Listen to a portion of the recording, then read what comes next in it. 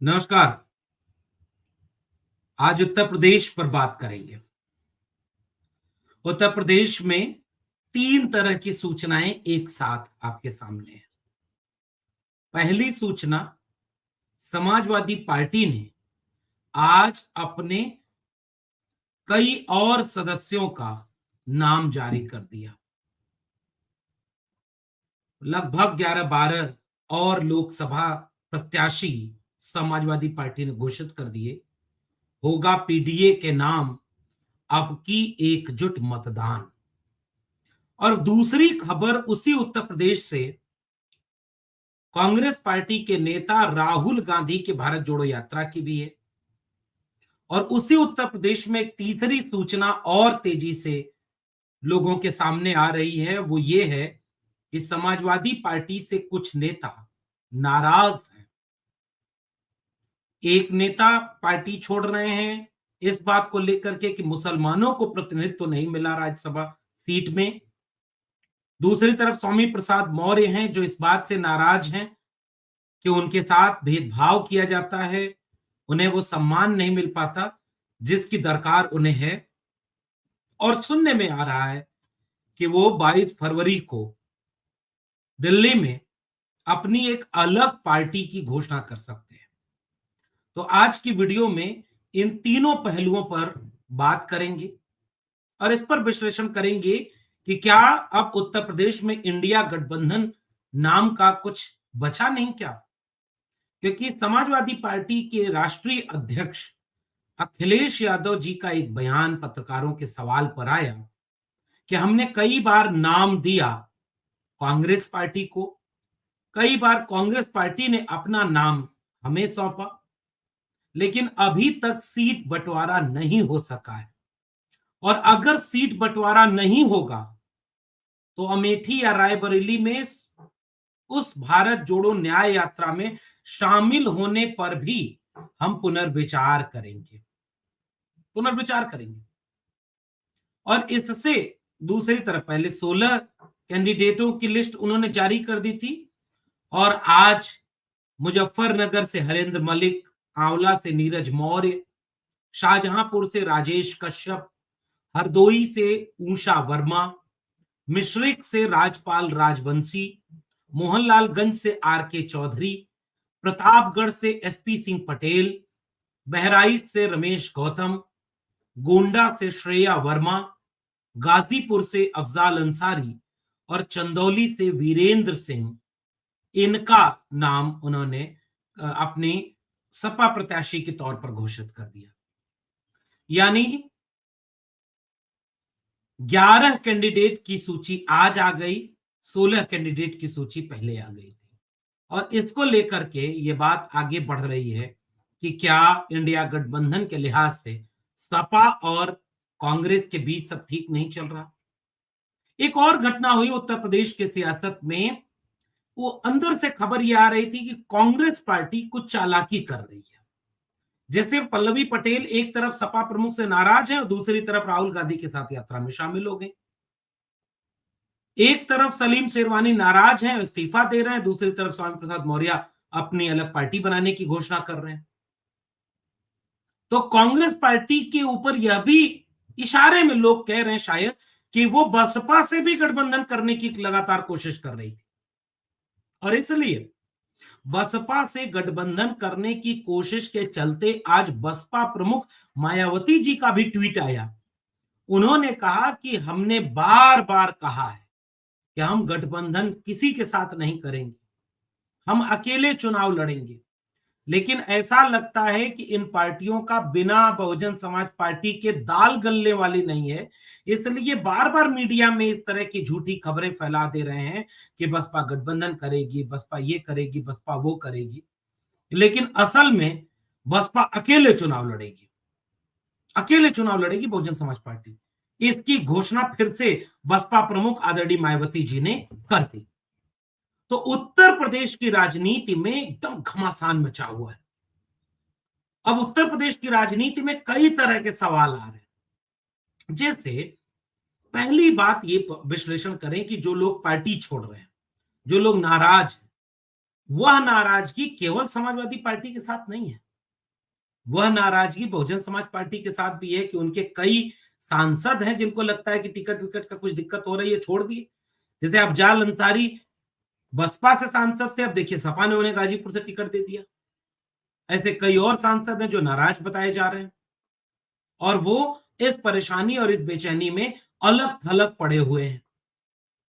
Congress party की तरफ से तो कई पूर्व मुख्यमंत्री पार्टी छोड़ करके बीजेपी ज्वाइन कर रहे हैं और कांग्रेस छोड़ करके कई नेता बीजेपी में शामिल हो रहे हैं, कई तरह के लोग पार्टियां छोड़ रहे हैं और उधर जा रहे हैं।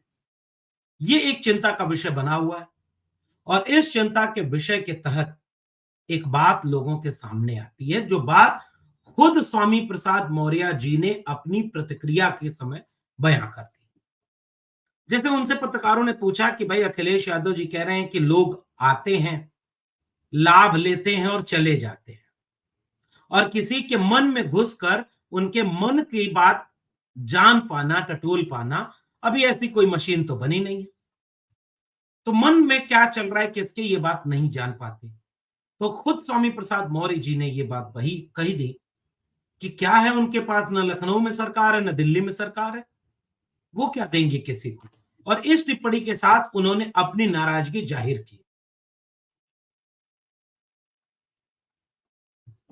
उस नाराजगी के साथ यह बात अब लोगों के सामने एक विमर्श के रूप में आ रही है कि स्वामी प्रसाद मौर्य किस बात से नाराज है, पल्लवी पटेल किस बात से नाराज है। अगर मीडिया में दिए गए उनके बयानों का आप आधार बनाएंगे तो उनके बयानों से आपको यह लगेगा कि वो अखिलेश यादव जी की कार्यशैली से नाराज हैं, समाजवादी पार्टी की कार्यशैली से नाराज हैं। और वो कहते हैं कि पीडीए नहीं है।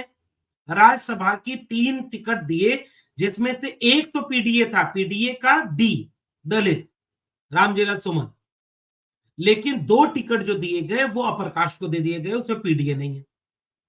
अब देखिए समाजवादी पार्टी ने पिछले जो 16 टिकट लोकसभा में बांटे, 16 में 12 पीडीए था और आज अभी जब समाजवादी पार्टी ने अपनी तरफ से 11 टिकट घोषित कर दिए तो 11 में लगभग 10 पीडीए, 10 पीडीए के लोग हैं, यानी पिछड़े दलित और अल्पसंख्यक में से।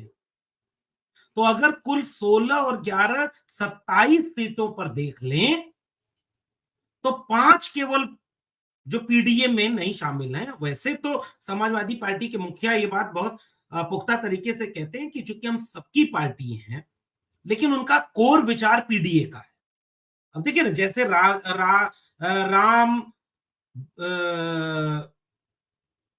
लोहिया जी थे, तो राम मनोहर लोहिया न पिछड़े थे, न दलित थे, न अल्पसंख्यक थे, लेकिन विचारों से वो समाजवादी थे और समाजवादी विचार को जीने के लिए काम करते हैं। मोहन सिंह समाजवादी विचारों के लिए थे। मुझे याद है कि जब संसद में बहस हो रही थी आरक्षण को लेकर के, तो समाजवादी पार्टी की तरफ से आरक्षण के समर्थन में शानदार भाषण देने वाले बेनी प्रसाद वर्मा जी के साथ, ईश दत्त यादव जी के साथ जनेश्वर मिश्र का नाम है, जो समाजवादी विचार से थे, इसलिए वो पीडीए में शामिल है, समाजवादी अग्रणी। तो समाजवादी पार्टी अपनी तरफ से अपने ऊपर उठने वाले सवालों का जवाब भी दे रही है कि भाई आप अगर राज्यसभा सीटों पर विश्लेषण करके आरोप लगाते हैं कि उसमें पीडीए नहीं है, तो फिर लोकसभा की टिकट देखिए, उसमें पीडीए हम दे रहे हैं। तो राजनीतिक दल कई बार सबको संतुष्ट नहीं कर पाते और खासकर तब जब वो विपक्ष में हो, लगातार उनके ऊपर सवाल उठते जाते हैं। कांग्रेस पार्टी को याद है आपको, जाने कितने लोग पार्टी छोड़ के चले गए, बड़े मुख्यमंत्री पद के कम से कम 5 लोग जो कांग्रेस की तरफ से राज्य के मुख्यमंत्री रहे हों, चाहे वो अमरिंदर सिंह, कैप्टन अमरिंदर सिंह हो, चाहे वो अशोक चौहान हो, चाहे वो कमलनाथ हो, और कई नाम ऐसे मिलेंगे। तो जब विपक्ष में होती हैं पार्टियां तो दोनों बातें एक साथ होती हैं। देखिए इसमें विश्लेषण अगर राजनीतिक दृष्टिकोण से करेंगे तो आप ये नहीं कह पाएंगे कि स्वामी प्रसाद मौर्य जो कह रहे हैं वो सारी गलत चीजें कह रहे हैं। जैसे समाजवादी पार्टी के एक नेता हैं, उन्होंने नेवला शब्द का प्रयोग करते हुए उनके ऊपर फिर ट्वीट किया है किसी अगर ये नेवला शब्द जैसे शब्द उन्होंने आज तक नरेंद्र मोदी के लिए या आरएसएस के लिए या बीजेपी के लिए नहीं इस्तेमाल किए होंगे। तो राजनीति क्या एक न्यूनतम अनुशासन होना चाहिए, न्यूनतम मर्यादा होनी चाहिए। आपका अगर ये तर्क होगा कि स्वामी प्रसाद मौर्य ने समाजवादी पार्टी का नुकसान कर दिया क्योंकि वो बीजेपी की बी टीम थे, तो उनकी आलोचना आप इस शब्द से करेंगे। ये उस व्यक्ति की राजनैतिक आलोचना नहीं है। राजनीतिक आलोचना ये हो सकती है कि आप 2022 में जब देखिए कि सपा की सरकार बन रही है तो सपा ज्वाइन कर लिए। 2023 में आकर के उसके पहले ही आपको एमएलसी भी बनाया गया सपा की तरफ से, जबकि आप खुद अपना विधायक का चुनाव हार चुके थे। उसके बाद से लगातार आपके साथ समाजवादी पार्टी के नेता का स्टैंड रहा है।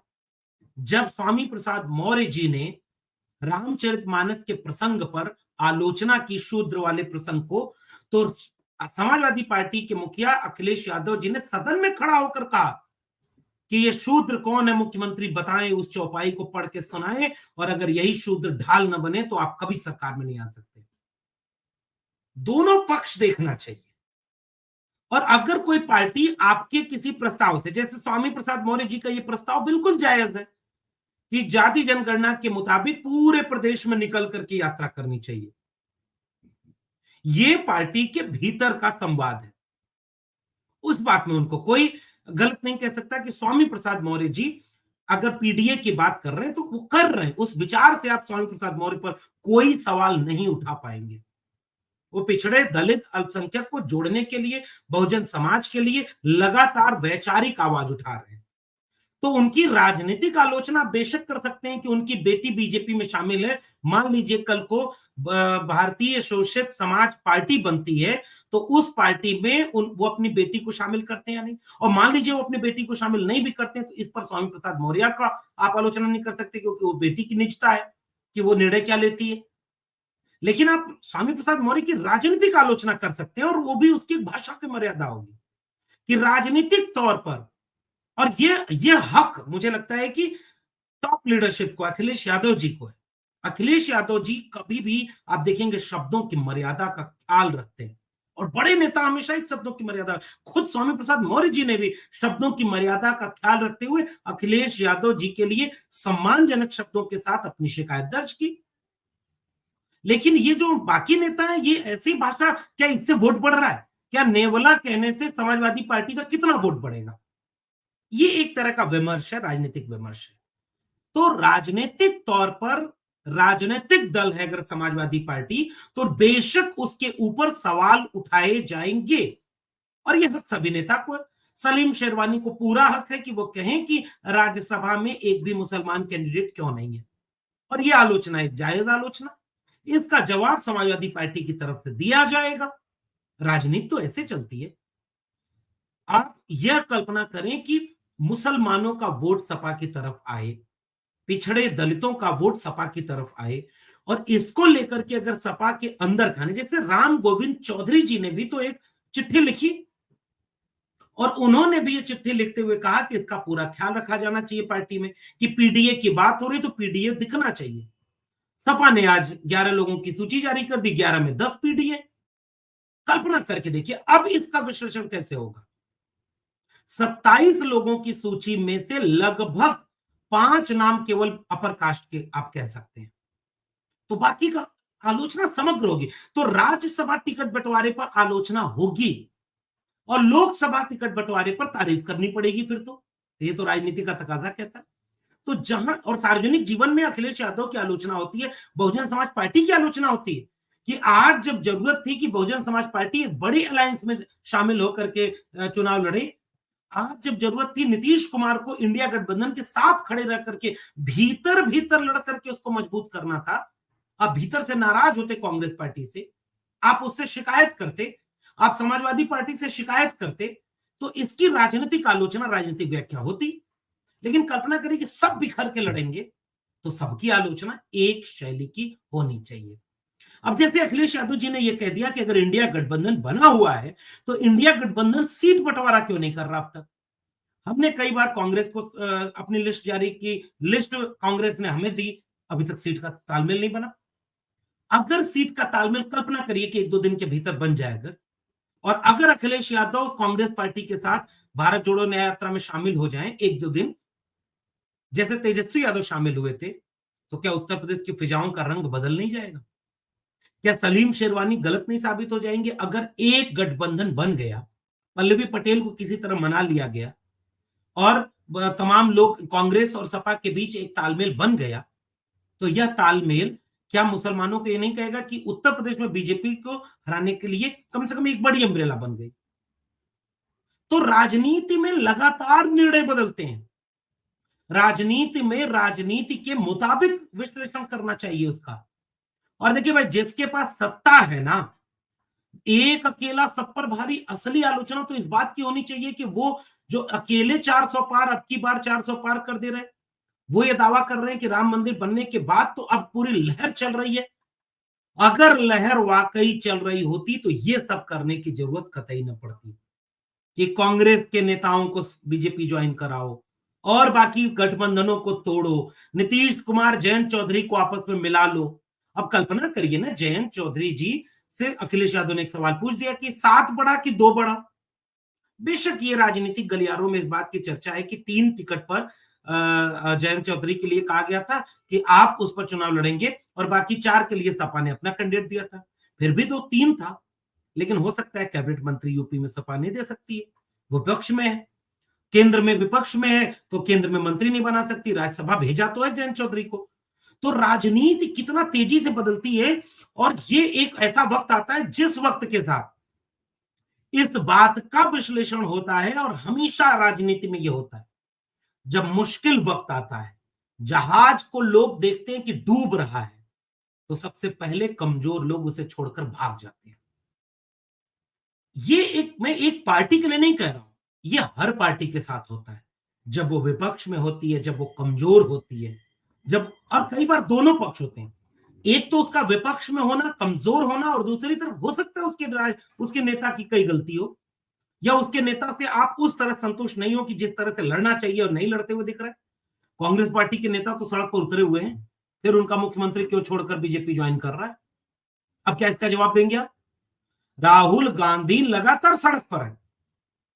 समाजवादी पार्टी की आप आलोचना करेंगे, समाजवादी पार्टी के पीडीए समाजवादी पखवाड़ा लगातार गांव गांव मनाया गया, बूथ बूथ पर मैनेजमेंट हुआ, टिकट बंटवारे में 27 में से 22 पीडीए आ गया। अब आप क्या करेंगे? इस तरह से राजनीति में कई चीजें पर्दे के पीछे भी होती हैं। कौन अपने टिकट न पाने से नाराज हो रहा है, कौन कहां, और इसका हक पूरा है, उनका सम्मान करना चाहिए। अगर स्वामी प्रसाद मौर्य जी अलग पार्टी बना रहे तो उनको पूरा हक है। पिछले दिनों वो 22 में बीजेपी छोड़कर आए थे, और 5 साल जब बीजेपी में रहे तो कुछ नहीं बोले। ये राजनीतिक आलोचना है स्वामी प्रसाद मौर्य की। लेकिन नेवला का शब्द, ये समाजवादी पार्टी का वोट बढ़ाने की आलोचना नहीं है, ये राजनीतिक आलोचना होनी चाहिए किसी की। और राजनीतिक आलोचना में, जैसे आज की तारीख में उत्तर प्रदेश में, क्या यह गठबंधन का एक तरीका, एक कोना यह नहीं बनता कि चंद्रशेखर आजाद को शामिल किया जाए गठबंधन में और दोनों तरफ से यह तालमेल बने? तो उत्तर प्रदेश की राजनीति में एक गहरा सघन राजनीतिक विमर्श और द्वंद्व चल रहा है।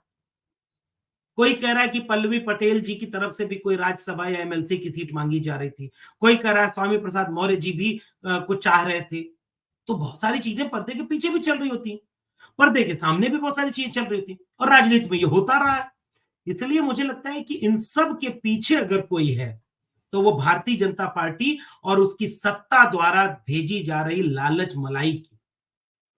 तो अब आप इस मलाई से जो बीजेपी ज्वाइन कर ले रहा है, जैसे कल्पना करिए आप, जयंत चौधरी कल तक तो पीडीए थे और आज जयंत चौधरी कहां है? अब आप क्या करेंगे? ये विश्लेषण इस तरह से होगा। केंद्र में मुझे लगता है कि मूल तत्व तो यह है कि भारतीय जनता पार्टी और उसके नेता जो कल तक कह रहे थे कि वो अकेले सब पर भारी हैं, वो अकेले सब पर भारी नहीं है। वो गठबंधनों को तोड़वा रहे हैं, वो कांग्रेस या तमाम विपक्षी दलों के नेताओं को अपनी तरफ बुला रहे हैं, और वो चाहते हैं कि सब तरफ से माइंड गेम करके, विपक्ष को कमजोर करके अब की बार 400 पार के नारे को सार्थक बनाया जाए। इसलिए ये देखना दिलचस्प होगा कि उत्तर प्रदेश में राजनीति किस करवट बैठती है। अभी बीएसपी का टिकट बंटवारा होगा। मान लीजिए गठबंधन की तरफ से कोई मुस्लिम कैंडिडेट हो, कोई पीडीए का कैंडिडेट हो और वहीं बीएसपी का भी पीडीए का कैंडिडेट हो जाए, तो कौन किसकी मदद कर रहा है, फिर आप क्या बोलेंगे? इसका विश्लेषण तो करना पड़ेगा।